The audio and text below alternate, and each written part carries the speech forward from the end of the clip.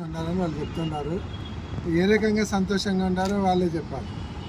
అంటే అమ్మఒడి ఇస్తాను, ఎంతమంది అంటే అంతమందికి ఇస్తానని అది ఎగురగొట్టేందుకు ప్రజలందరూ సంతోషంగా ఉంటారని చెప్పాలా? లేకుంటే ప్రతి 18 సంవత్సరాలు దాటిన ప్రతి మహిళకు నెలకు 1500 ఇస్తానని చెప్పి ఎగురగొట్టేందుకు సంతోషంగా మహిళలు ఉండాలని చెప్పాలా? లేకుంటే నిరుద్యోగులందరికీ 3000 రూపాయలు ఇస్తానని చెప్పి నెలకు ఎగరగొట్టేందుకు నిరుద్యోగులు సంతోషంగా ఉండాలని చెప్పాలా?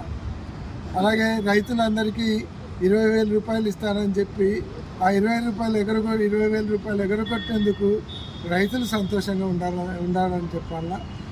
లేకుంటే ఏదైతే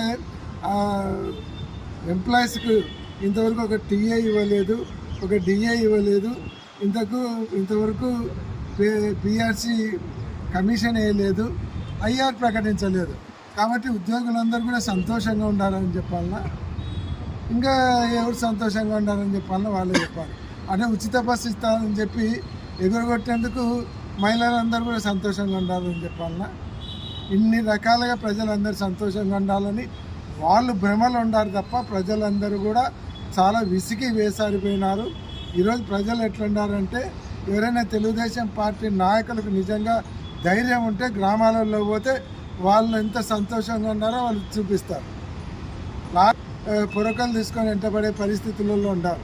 అమ్మఒడి ఎగరగొట్టినారు, ఆసరా ఎగరగొట్టినారు, 18 సంవత్సరాలు మహిళలకు ఎగరగొట్టినారు, నిరుద్యోగ భృతి ఎగరగొట్టినారు, ఉద్యోగులను ఐఆర్ లేకుండా, పిఆర్సీ లేకుండా, డిఏ లేకుండా మోసం చేసి అన్ని రకాలుగా ప్రజలందరినీ మోసం చేసి ఈరోజు వాళ్ళు మహానాడు పెట్టుకొని ప్రజలు సంతోషంగా ఉన్నారు అని ఎగురుకుంటున్నారు. అసలు సంతోషంగా ఉండేది తెలుగుదేశం పార్టీ నాయకులు, కార్యకర్తలు లూటీ చేస్తున్నారు. ఇసుకను కానీ, మాఫియా కానీ, లిక్కర్లు కానీ లూటీ చేసి వాళ్ళు సంతోషంగా ఉన్నారు.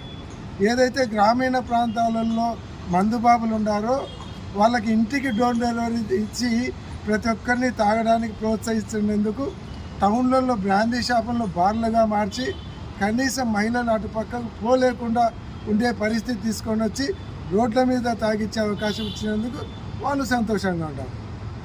వీళ్ళు సంతోషంగా ఉన్నారు తప్ప ప్రజలు సంతోషంగా లేరు. నిజంగా సంతోషంగా ఉన్నారో లేదో ధైర్యం ఉంటే గ్రామాలకు వెళ్ళాలి. అందుకే ఈరోజు మేము ప్రజలందరినీ ఇబ్బంది పెడుతున్నారు కాబట్టి జగన్మోహన్ రెడ్డి గారు వాళ్ళకి ఇచ్చినటువంటి హామీలను, ప్రజల బాధలను గుర్తు చేయడానికే రేపు ప్రజల్ని ఎట్లా వెన్నుపోటు పొడిచినారు అనేది ప్రజలకు గుర్తు చేసి ప్రభుత్వానికి కనువిప్పు తేవడానికే రేపు వెన్నుపోటు దినం కూడా పెట్టడం జరిగింది. ఆ రోజు ప్రజలు చూపిస్తారు ఎంత సంతోషంగా ఉంది.